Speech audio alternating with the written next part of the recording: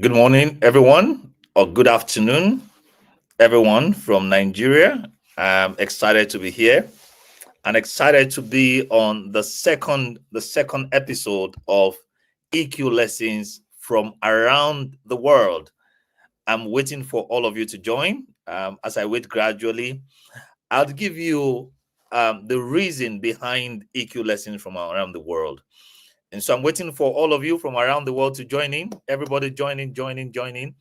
And as you're coming in, I'd like you to go to the chat immediately.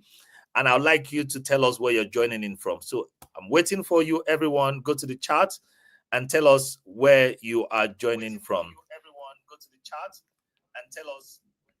Welcome to EQ Lessons from Around the World, second episode. EQ Lessons from Around the World, second episode. Welcome, welcome, welcome, everyone. We're waiting for you to join. Welcome to the episode 2 of EQ Lessons from Around the World. Yep, I see the comment. Thank you, Quinette, for joining in. We see some people have been waiting for a while. Please share the live, share the comment. No, sorry, share the link so that people can join in before we get started. Welcome, everyone, to episode 2, EQ Lessons from Around the World. Welcome, welcome, welcome. Lagos, Nigeria. So we'll wait for everybody. If you're coming in, I want you to go to the chat and I want you to put your location. Where are you logging in from? Where are you logging in from? I'm in Lagos, Nigeria. Where are you logging in from? Thank you, thank you, thank you. So one of the reasons why we started EQ Lessons from Around the World is to be able to talk about real life issues going on from around the world and look at the emotional intelligence lessons from those issues. And I think it's very important because issues happen every day, right? Our first episode was about Elon Musk and Donald Trump. You know that they are quarrel, best friends coming to have feud on each other. And they were great lessons. You want to look for the video in our history, in our video history on the YouTube. Welcome, Shegun Ladipo. Again, welcome, Kinet. If you're coming in, I see we have a lot of people in. Please go to the chat and put your name and where you're logging in from. Your name and where you're logging in from. So welcome, welcome, welcome, everyone. Welcome. I'm going to be bringing in my guests very soon. I've got 2 of them. Let me just talk about this particular issue, right, before we get started. So conflict is inevitable. There's nothing we can do about it, right? It is not the conflict that is the problem, because it will happen. The way we handle it determines whether we're going to have chaos or we're going to have connection. And so recently, the KWAM and the Comfort saga gave us more than entertainment, right? I mean, it was crazy. It gave us a mirror to reflect on how emotions shape our actions and how respect for others, empathy for others affect our public image. So today, we're talking about flying with emotional intelligence. You don't have to be flying to learn the lessons from those who are flying. We're not here to judge. We're just here to learn. What could have been different if emotional intelligence was at play? Let's unpack all of that together. We've got Briggs from Germany. We've got Vivian from PH. We've got Shego from Lagos. We've got gospel revival vibes all the way from Europe. So continents are being represented here. I'm excited. Let me bring up my speakers, my fellow EQ professionals from around the world. So let's start with ladies. It's the ladies first, right? So I like what they call her. They call her the EQ whisperer. EQ whisperer. She whispers EQ around the world, making the world a better place. She is Lebari Ukpong. She's a leadership and executive coach, an educational consultant, and I like the fact that she's a farmer. She's a certified emotional intelligence expert by the 6 Seconds Emotional Intelligence Network in the USA. She's a leadership and executive coach. And like I said, she's known as the EQ Whisperer. She helps individuals to lead from within, get to peak performance and to live with emotional clarity. Please, everyone, help me welcome our first speaker, Madam Lebari Ukpong, the EQ Whisperer. Welcome, welcome, welcome. Oh, thank you, Coach. Good afternoon, everyone, or good morning, wherever you're calling from, joining us from around the world. I'm so glad to be here. Thank you for the opportunity. Great. And we were talking earlier today that there's so many people sending proposals to the airline industry because of what happened, right? All of a sudden, people need to learn emotional intelligence. Thank you, Victor Adebusoye from Lagos, Nigeria. Kelechi Oyema from Lagos, Nigeria. Thank you. And then Dr. Osas, I'd like to see your face. We want to bring in our third speaker moderator for today. All right, so let me tell you about Dr. Osas. You hear he's a doctor, right? Yeah, so Dr. Osas is a medical doctor, a neuroscience scientist, and a psychologist turned mental professional coach, mental performance coach. He's a trainer, he's a management consultant, he's a behavioral therapist, he's a transformational speaker, mental health advocate, and he's been here for at least 15 years, if not more. He's the CEO of Winbox Consulting Limited. Is into all things mind, from emotional therapy to NLP to neuroscience to organizational psychology to cognitive behavioral therapy. I'll give you a gist. Whenever I have a complex client, when it comes to mind issue, like psycho issues, the person I call is Dr. Osas. So please, everyone, help me welcome Dr. Osas on stage. You're very, very welcome, Dr. Osas. Thank you. Thank you for having me. Hi, Lebari. Good to see Hi. you again. Yeah, good to see you, Doctor. Great, right. thanks. Good to Thank have you, all of you. Enahoro. Great what you're doing. Excited to have you guys. We're talking, some people call it KWAM 1 and KWAM 2. I won't be shocked if all of a sudden there's KWAM 3. While we can laugh and we can joke with all of that, it's obviously a very, very important issue. It was not funny seeing people reacting the way they were reacting in this particular saga. It was not funny at all. And immediately I knew we were going to talk about this and have lessons from it. If you would give one word to that saga, just one word before we get into the discussion, Madam Lebari, Dr. Osas, I say it is chaos. What comes to mind, Lebari? I would say is reaction. It was a reactionary situation. Reactionary. Dr. Osas, please give me a medical term. Yeah, interestingly, it's reactive. I wanted to say reactive. But since Lebari has used that, so I will just say, well, if it's one word, it will be difficult now, but I wanted to say just an unguarded human reaction. Unguarded human reaction. Does amygdala hijack come to light? Or what we call, if you want to use medical, like you mentioned, I will say amygdala hijack. Amygdala hijack. Okay. Amygdala hijack. All right. We've got a doctor, we've got coaches in the house. So I was thinking about where we start from today, and what comes to mind. There's so many things that comes to mind. So many things, right? I see that we can talk about triggers, we can talk about reaction, we can talk about environment, we can talk about people, we can talk about decision making, we can talk about amygdala hijack, we can talk about personality type, we can talk about so many things. And while there are so many things to talk about, I would like to start from triggers. I think that one of the challenge that we have as humans is not to come to a realization of what triggers really are.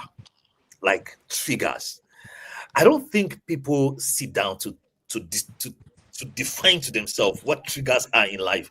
When we're doing training, we teach people about triggers, right? And I want us to, at the beginning of this 1 hour session, enlighten people of what triggers really are and how we are supposed to see triggers. One of the things that I tell people in training is that triggers will never stop. Now, when somebody lives a life knowing fully well that triggers will never stop, I think it will help them to realize that this is a trigger, that is a trigger, this is also a trigger, and then they will then start whatever lesson they would ever have learned in the practice of emotional intelligence. Madam Lebari, when you talk to people about trigger, Coach Lebari, what is that thing you tell them about triggers? Yeah, it always starts from that. For me, self-awareness. So you can only know your triggers if you know yourself, if you know what those triggers are. Now that we're talking about aviation industry, let's imagine what a dashboard is. It always amazes me when I peep into the cockpit and see that dashboard filled with a lot of lights and all that. It's like your triggers, being aware. If this light comes on, what does it mean? Or imagine your dashboard in your car, especially the new cars these days that are all AI enabled. Different things come up. What does it mean to you? How do you normally respond or react to it? What are your values concerning these issues? Right? So, if you do not know yourself, how would you know what you like, what you don't like? What are your strengths and what are your weaknesses? Sometimes these things creep up on you very surreptitiously and you're not even aware of it until somebody points it out to you. I'll give you a very simple example. I'm all green. I love green. I Okay. didn't know I loved green until one tailor pointed it out to me. So she had the strategy of giving me 10 or 15 clothes in green, and I will pick all 10 before I think about it. And then Ah, she told me that this was her strategy. So it can, if we're not mindful to take time to reflect on what happens in our daily lives, in our relationships, in our environments, socially, and different ways, we may not be able to pick out what our triggers are, what our strengths are, what our weaknesses are, and how we respond to them. So, thank you. Thank you. self-awareness. So it's self-awareness. Self-awareness. We're going to try and help people to be a bit self-aware today. Dr. Osas, when we talk about triggers, what comes to mind? What do you tell your clients? What do you tell participants in training program when you talk about triggers? What do you tell them? Thank you. Just like Lebari has shared, we are on the same line of thought. However, I want to quickly share this short story, and I'll bring my angle of adaptation of what trigger means. By the way, if you're not aware of your trigger, then you are not self-aware. Self-aware is awareness of your programming, awareness of your trigger, awareness of the impact on you, awareness of the impact on others. So, I can't remember the specific year now, but either 2015 or 2016, we entered a tentative partnership with a company in Belgium. We wanted to take over a particular resort owned by a state government. I don't want to disclose the details because how it got messed up eventually. So, two Belgians came all the way from Belgium from that company, and I went to pick them up together with my PA then at the airport, international airport in Lagos here. Were to lodge them as a co-hotel. It was a Saturday, and it was the same year that we had a Chelsea Arsenal Carabao Cup. Is it Carabao Cup or FA Cup final? I'm a Chelsea fan, by the way. And my calculation was that the arrival time I have about 4 to 5 hours to the match, so no shaking. It won't affect my football match. I don't like watching football match. That is my club. I can watch other clubs' football match in the public, but my own club, I like watching it alone at home. So my calculation was that no way, no how I will have returned back home. Unfortunately, they got delayed for roughly 1.5 hours at the airport. Eventually, they came out. We picked them up. My PA was driving. I was seated in front beside my PA, then the two Belgians at the back. And by my calculation, I felt under 2 hours we'll get to a cool hotel. And we still have like 1 hour plus to get home. Unfortunately, things didn't pan out the way we planned it. There was massive traffic, the bypass of Oshodi area, and we were stuck. By the time it was less than 30 minutes to the march, I was still quite a distance away from the hotel. I became apprehensive, I became anxious, I became hedgy, I became irritated, a bit hungry. Wow. All of that together. Yeah, all of those together. That was me. Now, my PA that was the one driving, remember, I wasn't the one driving. He was indifferent. He was calm, he was indifferent. He's not a football lover. He's used to traffic because my office is at Lekki Phase 1. He used to live at Awoyaya then. I am not used to traffic. I live within Lekki Phase 1. I work within Lekki Phase 1. Now, the interesting thing, that's the second emotion, different from mine. My PA was feeling indifferent and calm. I was feeling anxious and apprehensive, edgy. Now, the two Belgians at the back, guess what? They were so excited about the traffic. They were having fun with camera, taking pictures. They were even slowing us down from moving fast. Their excitement was even infuriating me. Same situation of Lagos traffic, 3 different emotional experiences. So I always tell people when I share this story, so is it the Lagos traffic that got me apprehensive or angry or irritated or edgy? Because why didn't he get my PA, Kingsley, angry? Why didn't he get the Belgians angry? Because it is not the situation, it is where you have been programmed to give a meaning to that situation. And every human being is a meaning-seeking animal. And that brings me to the word trigger, because the real trigger of anything we feel in life is actually not the situation. It's actually how we have been programmed to give a meaning to it in terms of our perception, our interpretation, and even our expectation. And that brings me to the real meaning of trigger itself. Trigger is not originally an English word. From the etymology of it was from the Dutch, trekken, T-R-E-K-K-E-N, that means to pull, to draw. Now, over the years, I think in the 1620 or thereabout, English borrowed that word and translated it to tricker, T-R-I-C-K-E-R. All right. Then eventually, it became trigger when they manufactured gun, which means to pull, to set off emotion. Now, that's the original meaning of trigger. Now, my question to people is this. With a pistol in your image now, mentally now, the trigger, which is the part you pull, or the bullet, which kills a victim or injures a victim, is the bullet, Everybody, go to the chat box and answer that. Yes, it's a bullet. Go ahead. It's definitely the bullet. However, the bullet cannot move on its own. It cannot move on its own. Something has to set it off. So the bullet represents the situation, what was said to you, what happened to you, what is happening to you. But it cannot kill you on its own. It cannot even set off the stress chemicals being released into your system.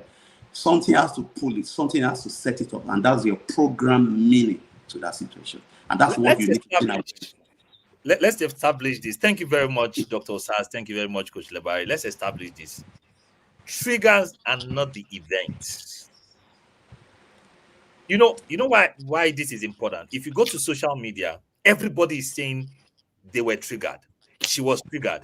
He was triggered. He was triggered. She was triggered. I mean, that's what everybody is saying. It's not her fault. It's not his fault. She was triggered. They were triggered. Life does not judge you because of the triggers.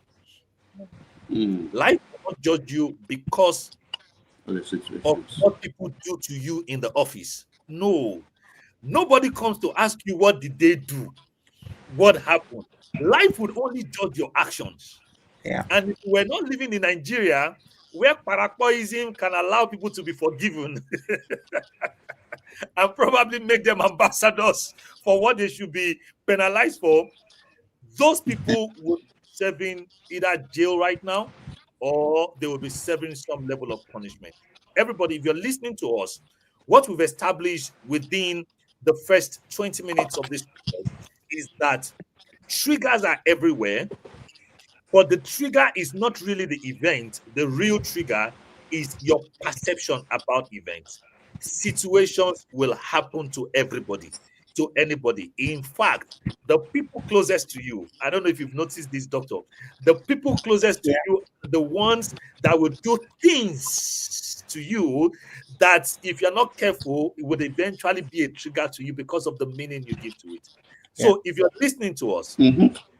if you're listening to us, if you want to take lessons away, which is the reason why we are here, everybody go to the chat box. Put what you think is a perceived trigger for you. Something that people will do and it will sweep you off your emotional feet. It will get you irritated. It will get you annoyed. It will pack those emotions within you. What are those things? I want you to put it in the chat box. And as you write it in the chat box, for some of you, it's your superior in the office, it's your boss. For some of you, it is money. For some of you, it's Nigeria. Nigeria is still triggering people as far as I mean, even in their 40s and their 50s. For some of you, it's traffic. Whatever it is, Kelechi says people being rude. Queenette said people not respecting my time. Whatever it is, I want you to remember Dr. Osas's story. When they do these things, it is your perception, your inner conversations, your whatever it is that's happening within you that defines whether it will be a trigger or it will be another situation that you want to manage. Now, we talked about self-awareness. I'll come to you, Dr. Lebari. So we have two people here. We have a male and we have a female. A male and a female in this situation. It would be great to ask you, do you think gender influences how conflict unfold in situations like this? Thanks for that question. But just before I answer that, I just want to pick out something from Dr. Osa's statement Yeah. and just encapsulate it in this one statement that nothing means anything except the meaning you give to it, which I mean, you've all said your perspective and all that. And then the bullet is what you choose to do. So in emotional intelligence is applying your choices, Choice. choosing one and responding or reacting to the Mm, situation. Now, when it comes to gender, I think gender plays a part in it, right? In my law school set, I went to law school maybe 3 decades ago, and in mm, my set, somebody said, KWAM 1 situation, of course, all the videos were going on. yeah. Then KWAM 2 situation, somebody said, women and always wanting their rights. Mm, I was like, oh, this is interesting. I did not hear men wanting their rights. But now, comfort situation is women wanting their rights. So I just simply said, bros, kindly explain this to me. And his response was, Lebari, please, I don't want trouble. I don't want to get into arguments. I've said what I've said. I said, okay, no problem. I don't want to argue as well. Can you give me your wife's number? Let me explain my situation to her. And with that one, he took off that I want to kill him. How mm, dare I discuss the issue with the wife? So gender really plays a part. Please, when our own society in Africa, in Nigeria, mhm. is very patrilineal. Men, Argue that. yes, we can argue that. Yeah, So I can. women have lots of advantages. I won't Mm, deny that. And yes, sometimes we're giving some privilege. A lot of times people say, oh, it's a woman, leave her. Maybe on the road. It's a woman driving. That's how they drive. mm, But still, a lot of times, the way men are addressed is different from the way women are. And I'm not talking about comfort's situation now. It's just, I think we need to use EQ to mhm, help our culture, mhm, to solidify the culture of respect which we have in this country. And that respect should be immaterial to gender, age, status, or situation, right? I don't want to go into the details of what happened, but this is a young girl. I don't know how she spoke because tone, we've heard and read all the things, but nobody has talked about the tone, which is the most important part of, and body language, most important part of communication, not the words she spoke, but the way it was said, right? Now, if it was a male crew handling a female, the response or reaction would have been different. Somehow, gender dynamics always comes to play. It's not about right or wrong, but it always affects. You hear older women calling younger men sir. Yeah. You don't hear older men calling younger women madam. There may be situations, but Coach, if you want to start arguing that, who Thank this you. society? So what I'm taking away from what you said is people think that women, and we're talking about perception now and meaning, that women want to always have a right. So in this situation, we could have found ourselves in a situation where people are thinking that this girl wants to show that she's a woman, she wants to have a right, and that could have, escalated the situation. Using the word, thank you very much. Thank you. I don't know, somewhere in my head, Dr. Osas, you can help me with that because you're a man too. Somewhere in my head, I kind of believe that a man should be able to manage the situation, irrespective of a reaction from the woman. I'm just talking about home, a family home, for example. Somewhere in my head, if a man is in a situation, they should have the capacity to manage. And that places responsibility on a lot of men. If you're a man here, I don't know, there's just this idea that you as a man, as a leader, as a head, quote and unquote, should be able to manage situations. I think that if there was, I think that the men in that situation somebody should have been able to take a pause and say, hold on. We don't need to drag. Dragging her was not the only option at that time. Somebody should have been able to say that. I know she was not ready to come down from the plane as a woman. She was insisting on her right, but dragging her was not only the option, because I kept asking myself, why drag her? Why? Could we have spent 10-15 minutes talking in the plane and then allow her to walk down? Is that possible? There are many options. Why drag? I still don't understand why she had to be dragged, which led to very, very terrible, pictures. Now, thank you for that. And I mean, Doc, I don't know if you agree, Coach Lebari, that men, we should take responsibility. Do you agree?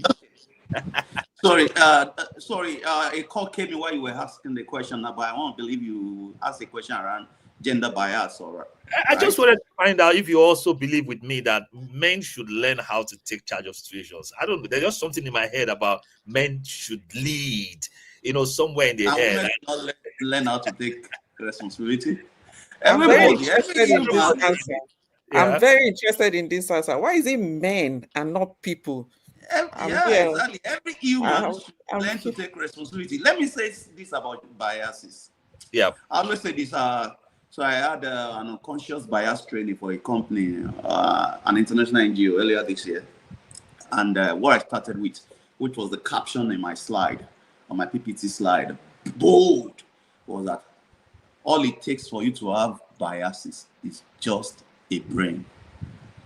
All it takes to have biases is just a brain. As long as you have a human brain, you have biases. Why? Because I won't go into the details of the neuroscience of it, but the brain of any human being essentially relies on shortcuts all the time.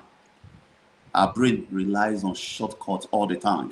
So we use what we have learned from our environment, education experiences, and exposure to make quick assumptions about who to trust, who to side, who to fight, how to behave, what to say. And that's why I always say you can't trust your brain, because all it takes for you to have biases, and those biases will color your judgment, It's just a human brain. I haven't said that.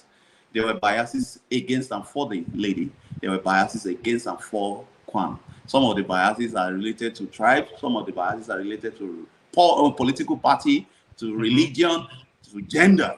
All right. But to respond to your question, essentially everybody should take responsibility. In fact, just think of it, of the consequences and the long-term consequences, if not even forever consequences of the indecent exposure that happened to that lady as a result of her reacting. Whatever they did to her, she may be valid, her feelings may be valid, no doubt. The issue is not a feeling. It's okay to be angry. Even the Bible attested to that, Ephesians 4:26. However, our reaction by not taking responsibility degenerated to the point of indecent exposure. And once you have a digital footprint in today's world of digital, it's difficult to erase it. The same thing with one. Just imagine what could have happened if he didn't reflexly, with alacrity, run away. If he didn't run away from that plane the moment the pilots moved, only God knows what will have happened. The chain reaction will have happened and what have you. So everybody should take responsibility. And everybody should take responsibility. Emotional intelligence lesson. It applies across all strata. Thank you. I want to talk about the opportunity to manage situations when there's a trigger. The opportunities to manage situations. Sometimes we can avoid a trigger. And I'd like Dr. Osas to handle that. Sometimes when the trigger has happened, we can avoid reaction. And then sometime after the reaction has been engaged by us, we can avoid escalation. 3 levels. It's either we avoid the trigger to say something is about to happen and then we do something to avoid it, and it just happen and then we move on. Or it has happened, we're about to react, we manage the reaction, or we have reacted and things are escalating and we manage the situation not to escalate.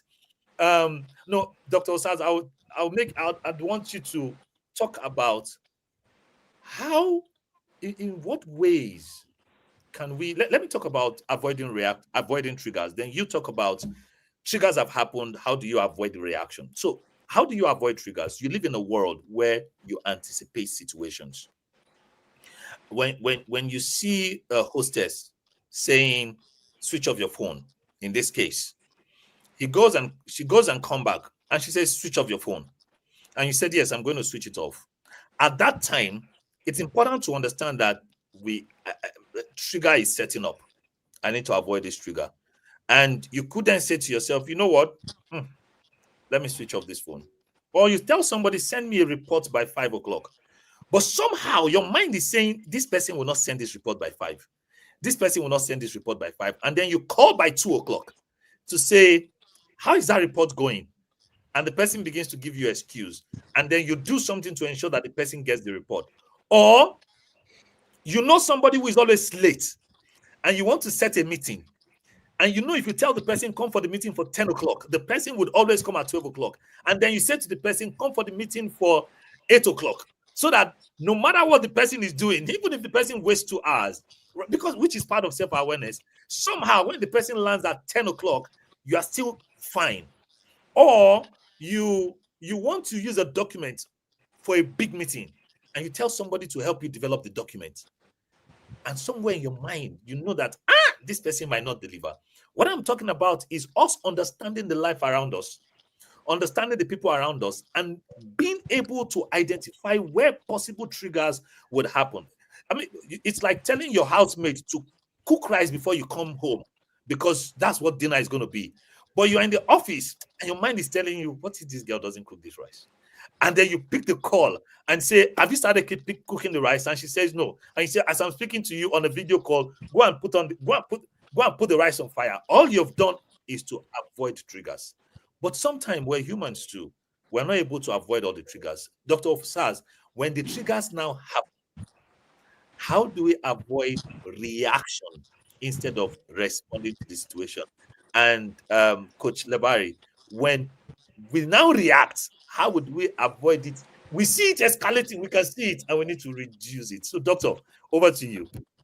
All right, thank you, Enahoro. So I always say this: it's human to feel certain feelings. When you Yes. feel angry, it's normal, it's natural. The problem is not the feeling. The problem is duration and action. All right, how long that chemical or the anger is staying in your system, how long that chemical sadness is staying in your system, then the action is pushing you into or stopping you from taking.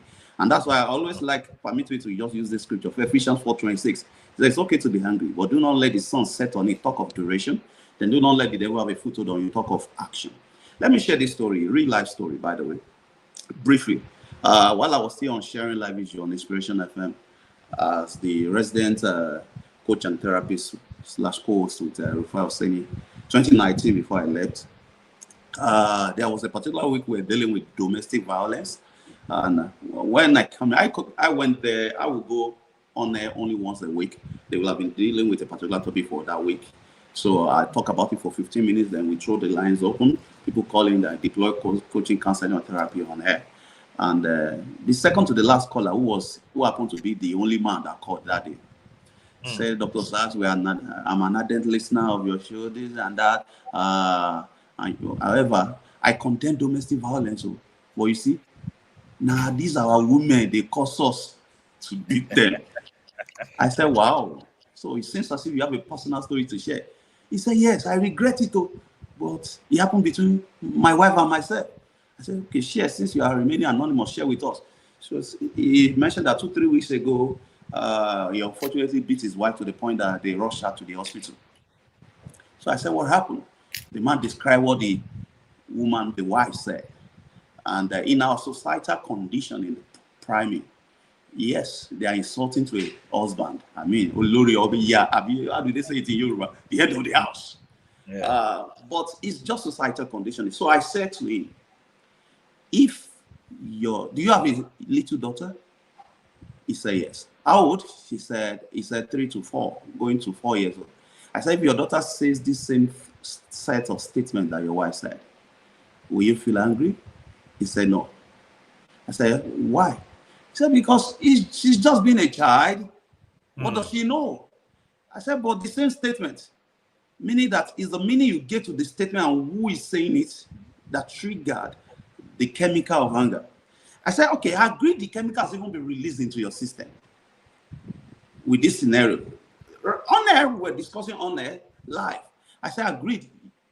Your wife said this thing, same statements. But this time around, your wife is an AK-47 carrying mobile police woman. Correct. She carry AK-47, will get bullets inside." Correct. And the same statement, even worse statements. I said, "Will you feel angry?" He said, "Yes, he will feel angry for his wife to be saying that." I said, "Why will you feel angry?" He said, "It means that she disrespects me, she doesn't honor me." I said, "But will you slap her? Will you descend on her to beat her?" The man kept quiet. With AK-47 in her hand. Trained. I had to say to him, "Sir, are you still there?" He said, "Yes, Dr. Sir, I'm there." I said, "So will you slap her?" He said, "Dr. Sir, I chop winch." That's his slang. He said, "I chop winch." I said, "What do you mean by that?" He said, now bullet we they talk about AK-47. I said, "Sir, you know why you will not slap her or descend on her? You chose your action despite your feeling. You chose your action despite your feeling. You can get triggered based on your You choose your action despite your feeling. And I want everybody to understand. The question I asked Dr. Osas is, even when the trigger has happened, what do you do to avoid yourself from reaction? It says you choose your action irrespective, despite your feeling. It means that human beings have the capacity. What that man has just done is to show that human beings have the capacity to choose action irrespective of feeling that is triggered by what people have done, right? Or the meaning you give to what people have done. Can you just explore that? What gives people the capacity to choose action irrespective or despite feeling? Just make it Yeah. very short. What is that thing? Yeah. So now I said to the man, I said, do you know why you're able to choose your action despite your feeling, despite the feeling of anger? So I said to him, number one, you have a brain, the brain of a man, of a human being. So animals' brain development stop at second stage of brain development called emotional brain. Some animals even stop at the first stage of brain development called instinctive or sensory brain. It's only human being that evolved to the third stage of brain development called the thinking brain or executive brain, which is where we have the prefrontal cortex, front and upper part of the brain that helps to coordinate our decisions and actions. So number one, as long as you are not brain dead, you have the capacity to choose action despite your feeling. Feeling comes from the second stage of brain development, emotional brain, but actions can be chosen from the third stage of brain development. That's one. Number two, once you inject a superior goal into the scenario, the goal of being driven by your feeling or acting on your feeling will bow. What do I mean? So in the case of that man, for his wife, the non-mobile policewoman, the goal was to exert superiority. Who is the father? Who is the leader? Who is the head of this house? That was the goal. So his action obeyed his feeling based on that goal. But in the case of the AK-47 carry mobile policewoman, the goal Is a superior was to goal. stay alive despite the feeling of the hunger. So when the goal of staying alive stepped in, the goal of exerting superiority was too weak. Immediately bow, just like we have the law of gravity. If you jump up, you come back. But when the law of aerodynamics steps in, you will fly into the air like an aeroplane and you will stay there. So Doctor, that's the principle to learn, knowing how to inject a superior goal. I want people to take that away. We call it noble goal. There is always a bigger goal. There's always a noble goal. There's always a goal that is bigger than the situation. Everybody, what emotions does is to narrow your focus to what is going on. What emotional intelligence does is to show you the big picture of what is going on. I'll repeat that.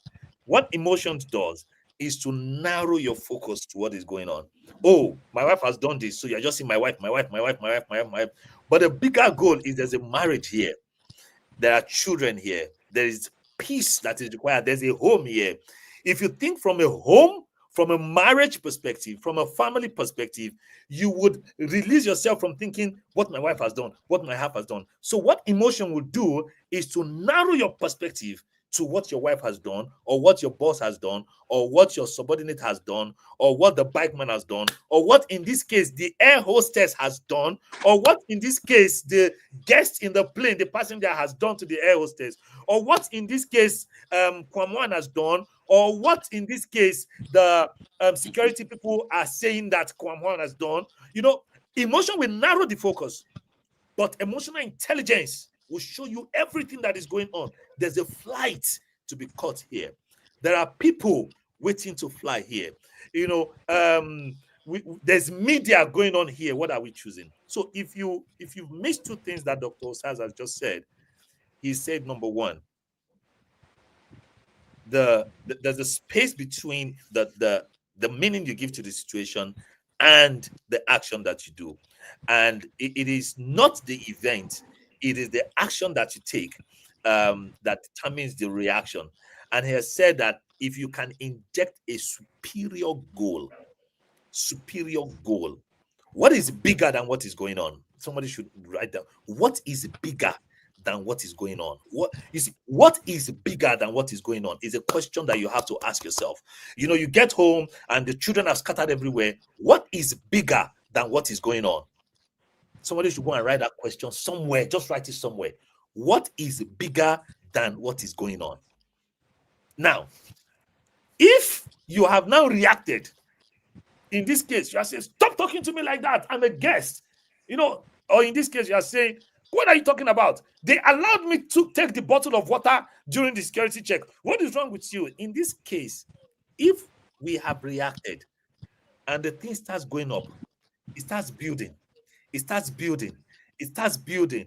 Now there's chaos going on. Before it escalates and, you know, just get bust, Coach Lebari, is there still something that one can do?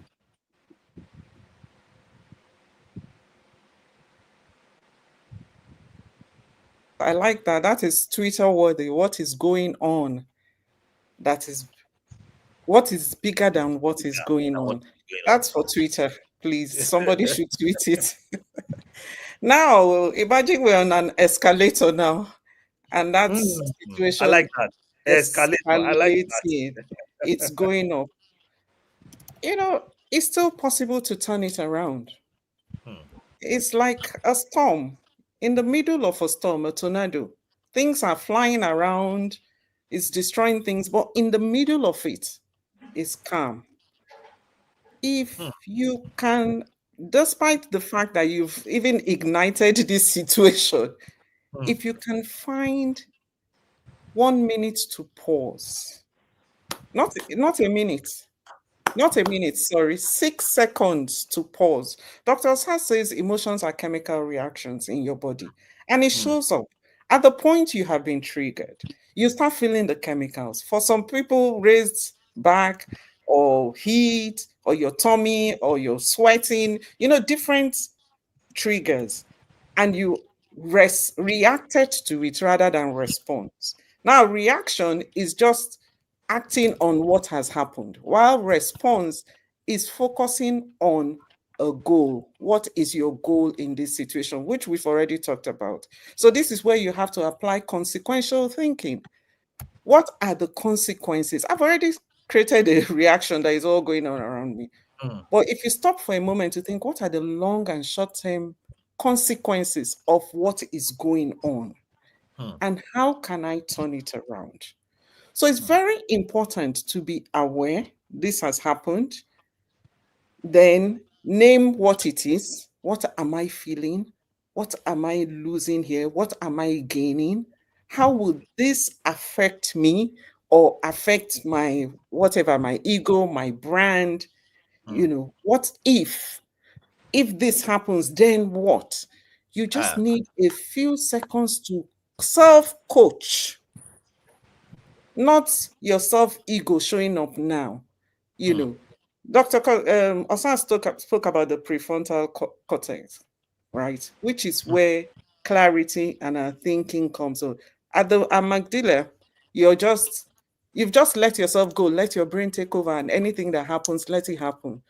You refuse to gain control. I have one very simple physical technique for managing these situations. And let me just show you what it is. It's moving energy to the right place. If you rub your hands together, you create heat. Yes. That is energy, right? You rub it, you create heat. In the middle of that situation, you can see the escalation going up. Just put that hand here. Ooh. It brings clarity. Ooh. Put the second hand at the back. Ooh, It therapy. calms your amygdala. The one that would have taken you on a flight to nowhere, but social media and disgrace. You just calm it down, and then you think, what is the next step? What are my options? What can I do to change this situation? You can also turn it to your benefit. You triggered it, you started it, you can turn it around to your benefit. If you just pause, name what is happening, identify what you want and what your superior goal is, you can de-escalate. Thank Dr. you. Osas. Thank you. So before I call on Dr. Osas, what Lebari has said is something that you have to practically try. And that's the question I'm going to ask Dr. Osas. She did like this. In the middle of a situation, take a pause. By the way, that's why we're called Pause Factory. Because we are called Pause Factory because I looked at the entire spectrum of emotional intelligence and say, what is that most important moment where somebody would say, I have practiced or I want to practice emotional intelligence? And I realized there's the place where you take a pause. And she did like this. Imagine people yelling on you and you're doing your hand like this. Well, hopefully some don't think that you want to slap them. And you do your hand like this, and you take that hot and you put it on your head. You know, I'm hearing that for the first time. Or your cheek, and you feel the warmth. Or you take a deep breath. In fact, people watching you take a deep breath in the middle of a situation, if you're not careful, your deep breath will influence them too. And you Yes. said to them, guys, what are we really doing? Thank you, Coach Lebari. So what Coach Lebari has just done is to say, take a pause and ask yourself consequential thinking action. Even when you are already vibrating, you know, some people will tell you, you know, say the way you are doing this thing now, I will be annoyed very soon. And once I get annoyed, I'm not able to control myself. And truly, they will get annoyed. And once they get annoyed, they are looking for control. What if you're just able to take a pause? Dr. Oksaz, my question, thank you, Coach Lebari. Dr. Oksaz, my question for you is, we teach emotional intelligence every time. How come people can't just take that pause and just try this thing that we say to them? You know, you and your husband, a wife and a husband are yelling. Somebody, one person just needs to take a pause. Or the office is already vibrating. Don't talk to me. And somebody just takes it. Why is it that humans can't just take that pause?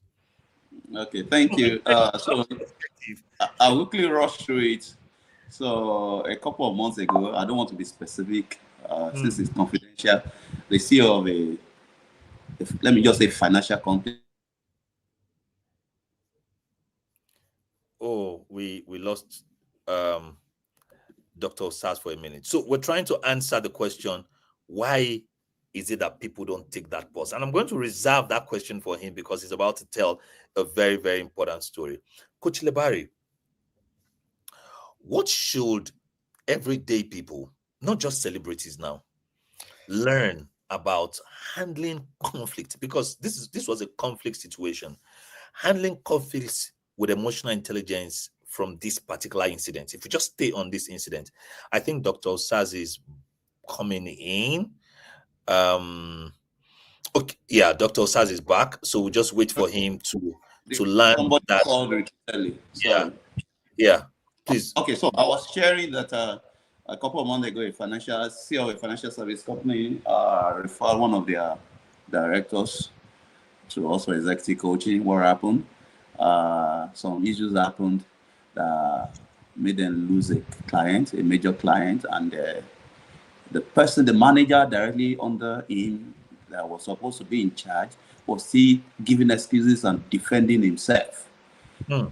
Something he's supposed to follow through. He delegated it. The director delegated something to you. You delegated it to a junior person for that high level of engagement.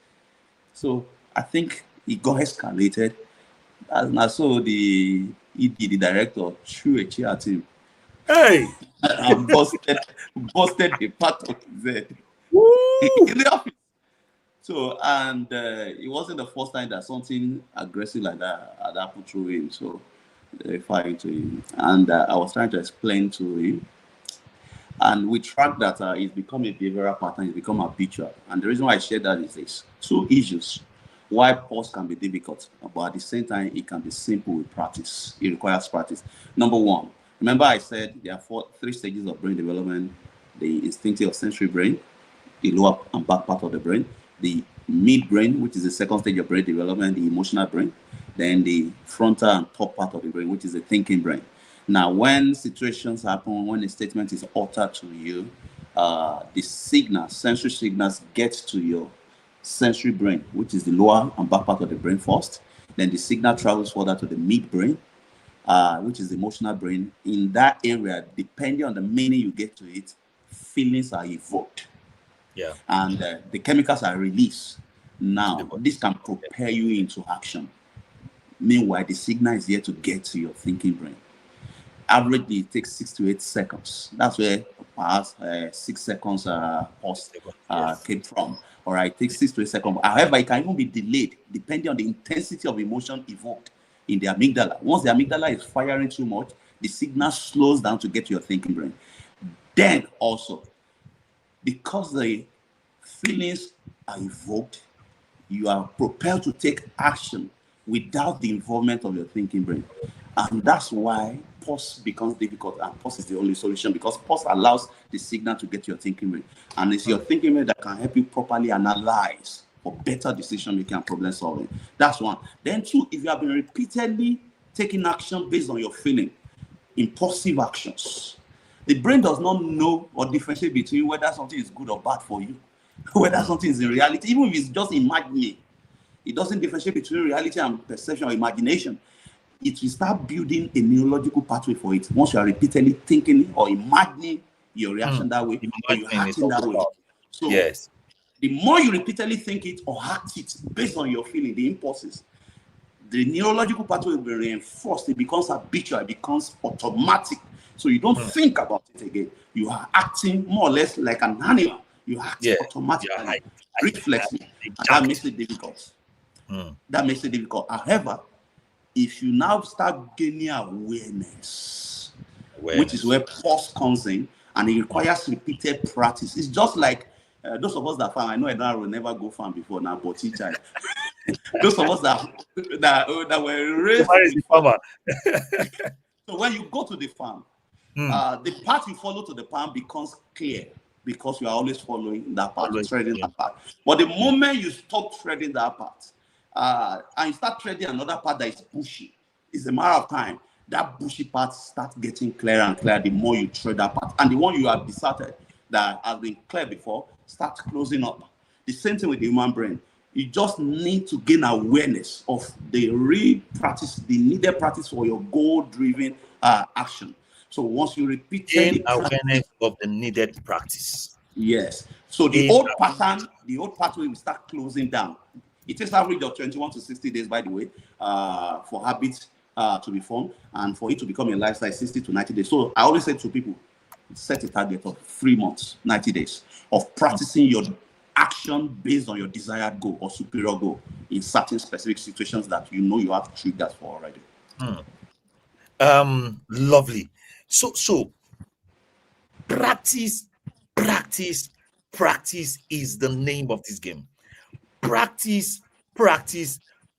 If you want to practice, if you want to live an emotionally intelligent life, if you want to be able to manage yourself in a situation that has not happened yet, you have to start thinking and seeing yourself manage the situation. And that's what Dr. Osas is saying. Because what a lot of you think about is how you're going to fight. You're already thinking about how you are going to give that person a showdown. That's good. I'm a no-nonsense person. You're already thinking about it, say, if I hold this person, what you don't know is that the more you are thinking about it, the more you are reinforcing your capacity to fight and to give that bad goes in the moment. Why don't you think of how you will manage the situation? Dr. Osas, do you know that it is when I started coaching, I realized that people think of their future in a negative perspective. It was shocking. I thought that everybody was like me. We think of future from a sweet perspective. When you close your eyes and think of tomorrow, say, tomorrow is going to be great, irrespective of what is happening now. It was surprising for me as a coach that people can be thinking of tomorrow, in a negative way. Tomorrow is going to be terrible. And that's the same thing here. And unfortunately, the more they think about it, we talk about visualization and all of those, the more they create that word for themselves. So if you've listened to Dr. Osas, you have to try and practice to keep short. When you want to insult, when you want to yell, you have to practice it. There's something in your brain, your neural pathways, we realize that did we just keep short? Who is we? You and your brain. Did we just keep short? Oh, yes, we just did. It will code it. And somebody said emotional vulnerability is not easy. It's not supposed to be easy. It's supposed to be practiced. The reason why it is not easy is because you have practiced another one. You have practiced yelling. You have practiced fighting. You have practiced reacting. So it is not easy to change it. Once you start, Dr. Osas says, set a goal for yourself. Set a goal. Set a post goal. Set a goal to practice to be quiet if talking is the problem. Set a goal to practice to hold your hand if tie your hand, if hitting is the target. 90 days. Coach Lebari, just looking at this situation, all that has happened, what is one lesson you know, we need to take to handling situations as humans. You know, I don't want us to go deep into, oh, it takes 4 days, for us to learn emotional intelligence. For Dr. Osaz, he has a program, it takes days. Sometimes we come and give 2 hours, one day, but it takes a lot to learn. But just looking at this saga, just looking at this situation, what is one, what should everybody, everyday people, not just celebrities, learn from handling conflict with emotional intelligence? What is that one very important thing that you would like to tell people to learn? Ha, Coach, that's a difficult one. One very important thing, Okay, because what are the we things? will start with, first of all, when we talk of self-awareness and triggers, Hmm, know your patterns. know your How do pattern. you respond to things? Hmm, And then you ask yourself, does the response or reaction help you? Does it serve your purpose? hmm, And the result, is it what you want? hmm, And you can change your pattern. It's not cast in stone. hmm. And here, emotional intelligence is just giving you information, is data. And as we've talked about practice, I mean, the chat room is really, we have some really good people on the Yeah. chat room talking about practice and how it's not easy. Hmm, Emotional intelligence is a muscle. You can build it. It's practice, practice, practice in different situations. hmm, For me, what helps me every day is taking a few minutes from the moment I gain consciousness to practice gratitude. What am hmm, I grateful for? I hmm, magnify that, because what you magnify persists, or what you focused on magnifies. hmm, And then I set an intention for the day. I have in my mind's eye 1 minute what my day is going to be like. What is my intention in this situation, in this hmm, those situations? You spoke about, how people view their future. They think about their future and they think negatively. So they've already set the intention for the day. When I work with my students, I noticed that all they're thinking is, I'm not prepared. I'm going to fail the exam. hmm, And I get them to start reframing to what you want. Focus on what you want, not what you think can happen or what may be the result. hmm, So for me, one key thing is going to be relying again on what Dr. Sasa said. Make a plan to build your emotional intelligence. There are like three main pursuits. The first one, know yourself. The hmm, second one, choose yourself. The third one is give yourself, which is aligning to a noble goal, a goal bigger than you. And if we hmm, can learn to practice this daily, not in the big things, but in the small things, the small conversations, like the Bible says, be aware of the little foxes. Start with the little things, not the big ones. Your conversation with your spouse, your colleague, the bus conductor, the man you meet on the road, and then you build up to bigger things.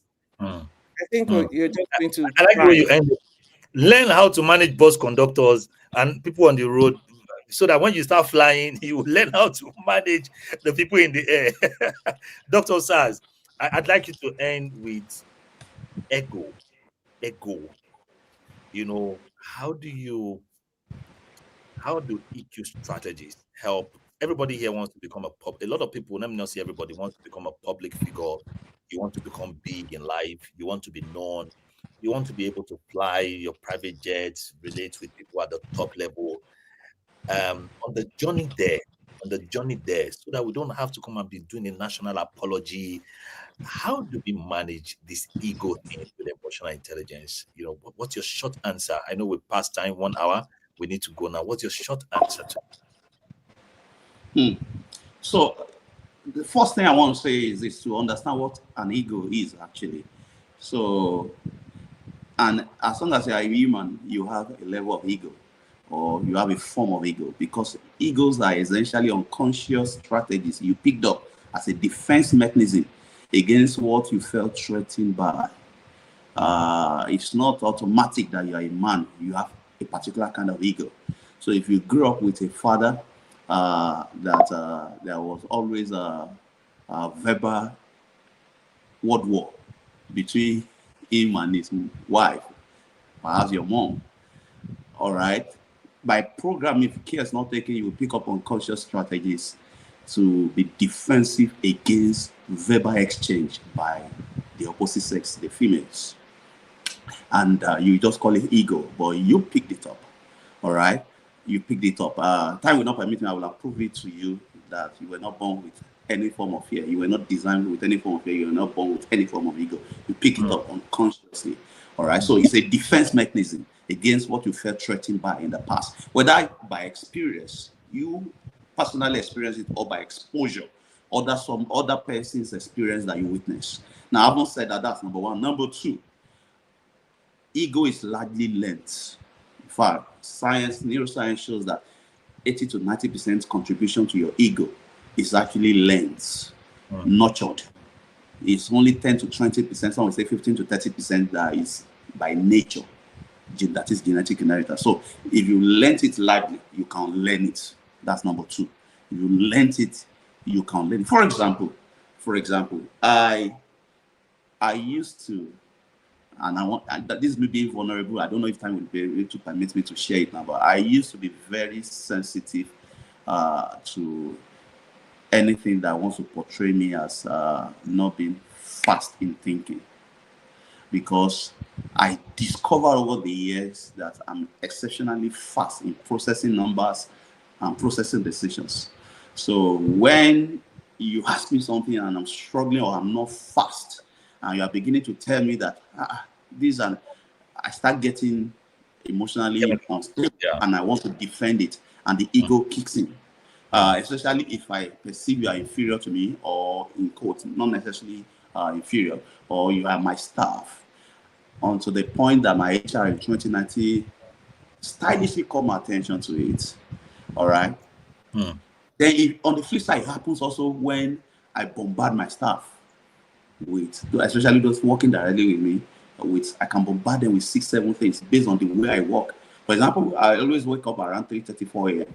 and what I get 60 to 70% of my work done between 4 a.m. and 7 a.m. before others wake up. All right. And I do it fast.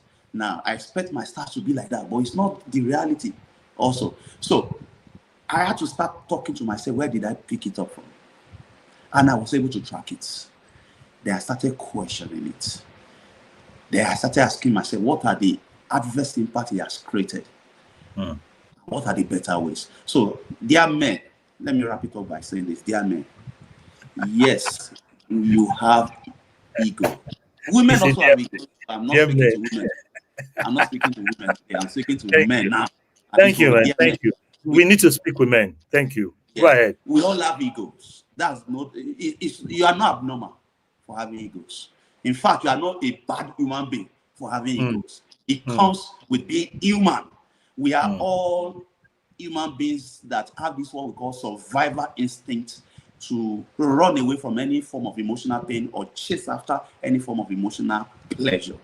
Especially if something has threatened you before by experience or by exposure, you witness it in another person, you develop naturally subconscious defensive mechanism against it, which you will often call ego. I've seen men that they are very sensitive to the short woman. Once a short woman criticizes or questions their opinion, they will not get triggered if it's not a short woman, but if it's a short woman, because of previous experiences. All right. We have to round up. Realize this, you are not bad, but no, you need to start with dear men. Dear men. Yeah, dear men, you are not bad, you are not wicked. Don't label yourself with that for having ego. 2, realize that you can track where it came from, where you learned it from, because dominantly you learned it. And because you learned it, number 3, you can learn it if it's not serving you, if it's not working for you, if it's not serving a big goal or superior goal in your life. Thank you. Dear women. Lebari, go ahead, say it. Dear women, know yourself, know your boundaries.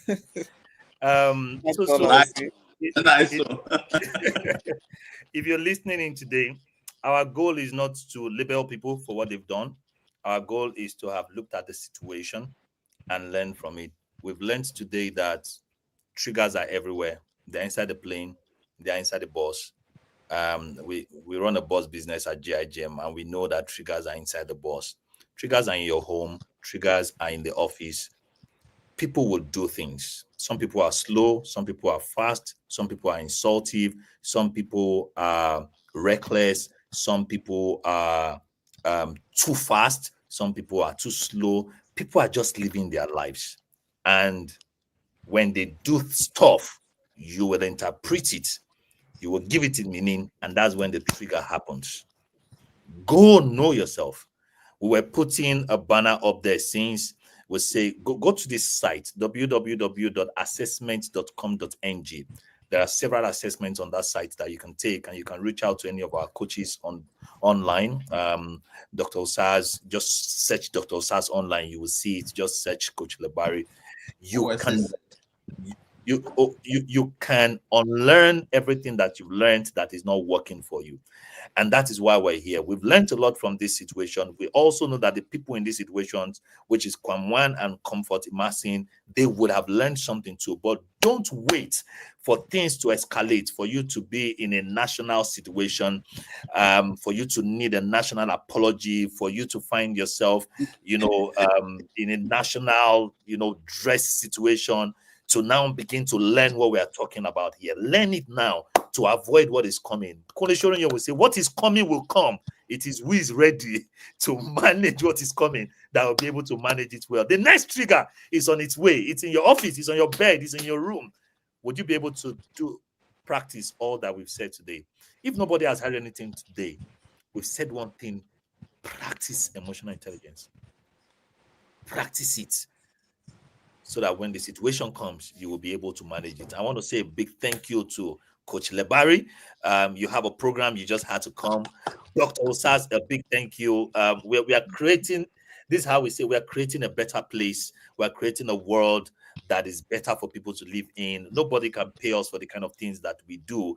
And I appreciate you, Dr. Osas and Coach Lebari, whether we are mentoring people, in the women group, whether we are, speaking with coaches and building coaches, we are always around to help people grow. I want to say a big thank you. And to all the coaches in the comment section, Coach by Blessing, Coach B, and every other coach in the comment section, I want to say thank you. Coach Quinette, I see you. And I see you, a lot of you from GIGM and, from the AQ Women Group. Thank you all for being part of this. Share this live. Let people learn. Let people learn so that we can continue to make the world a better place.